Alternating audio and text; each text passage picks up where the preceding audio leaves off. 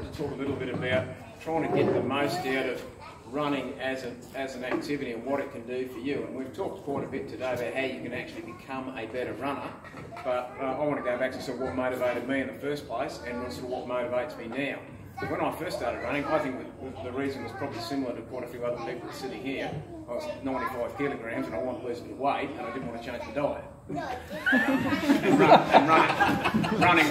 Running was an effective way to do it. I lost about 12 kilos. I probably got down to about 83, something like that.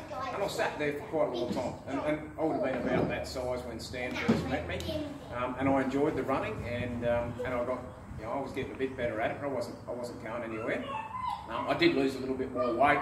Actually addressed the nutritional side of the equation. That was about 4 years ago, and the difference it made was quite incredible. But running's more to me now than just improving as a runner. I'm sort of approaching the age where perhaps I'm not going to hit any more PBs. I haven't given that up, but I may, at some point I'm going to have to accept that. What does running do for me now? Well, there's a heavy social aspect to it. And one of the things I've done in the last few years is to pick some events that I'd really like to do, so that when I'm sort of sitting, in a retirement home 20 years down the track, I can look back and say, I did that and I did that, and I'll look back on that with a lot of satisfaction. I played a lot of sport. I played 40 years of cricket. I played a lot of golf and that sort of thing. Running's given me more than those sports ever did, and I hated running when I was a cricketer. I was an unfit cricketer, and I was proud of it.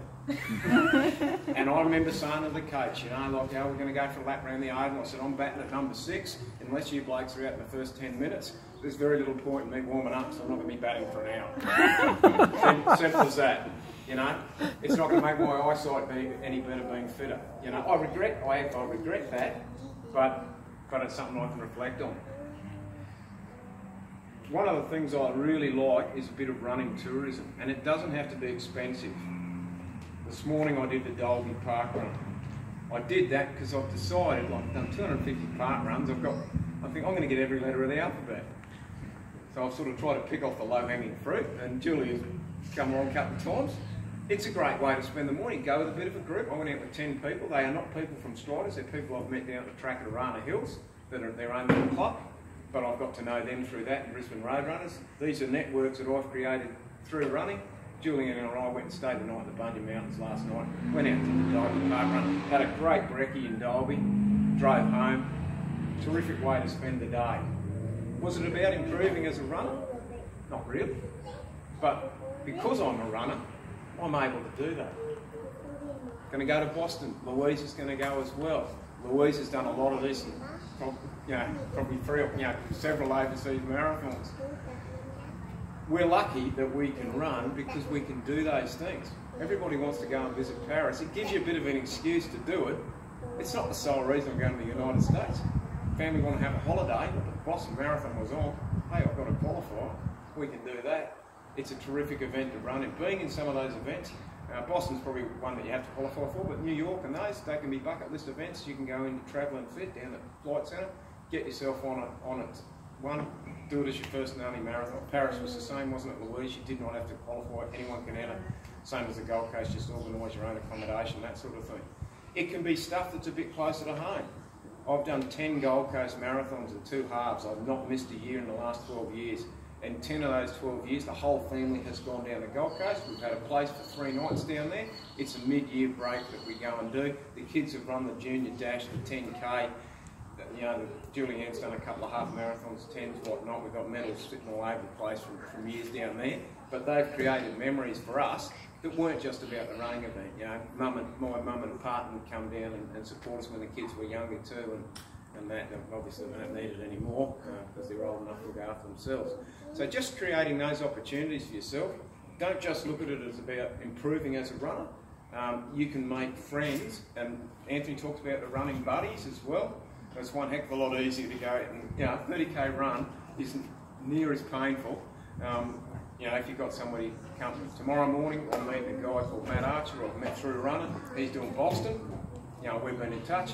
He came out and did a run with us a couple of weeks ago. I said, I'll go down to Wynnum and do a run with you. So I'm going to go from Wynnum to Wellington Point tomorrow. once again, he's a guy that's now, he's a mate of mine, I didn't know him before running. We've got something in common. I've been, over the years, progressively seeking out some slower and slower runners to go with me on my long runs. As I age, thank you, Paul, for telling me along last week. He joined me for the last 20 odd Ks. And I slowed him down, didn't do him any harm. And probably, it was enjoyable for you. Pace setting. No, I said pace. He just sort of stuck with it. But seek out those opportunities to do things with your running as well, rather than just saying, I just want to get better every week. Some people are critical of parkrun. I think it's built a wonderful running community, and you don't need to bust your ass at it every week that you go there either. How you want to run it's entirely up to you, and maybe you want to run with a friend one week. Yeah, do it. Yeah, go to one that's different. It's about 35 of them in Brisbane. Yeah, Brisbane must be the parkrun capital of the world, because there's 15 of them within a 20-minute drive of my house. Yeah, take advantage of it. Get out there. You'll meet people. You'll enjoy it. That's all. That's the point I want to make. If people want to talk to me about some of those overseas running events, I'm more than happy to sort of answer any questions about those. But the fun I've had doing those, I can just look back on that, irrespective of the time that I run. And I'm probably not going to run a very good time at Boston. Well, look at me last year. I was injured for 2 months. I did a 3-week taper. And then you caught the worst weather in the history of Boston. I actually felt quite good on the day. I thought, okay, this is good. I'm good to go. And then you can't control the weather. Like, it was just ridiculous. So, like the morning of the marathon, or the day before the marathon, I actually came out in probably the worst eczema reaction I've ever had. Probably just from the sheer panic and stress and oh my god. So I was in pain from that. The weather was so cold. You can't control things like that. I mean, there was ice up the start line and drive. Well, no, it's just you just can't control things like that. But you can do all your training. You can be on target. And me sending you a photo of what it looked like the year before when I did it. Yeah, I know. And it was but it's not about 15 degrees degrees Celsius. Celsius. You've got your winter thermals ready because it should be cold. I'm the good luck charm for the weather. I do have a set of I do have some gear. Yeah. Okay, that's all I want to talk about. But yeah, don't neglect those opportunities to make friends and go places, because you'll look back on that with a great deal of satisfaction. And it's not all about the time that you run.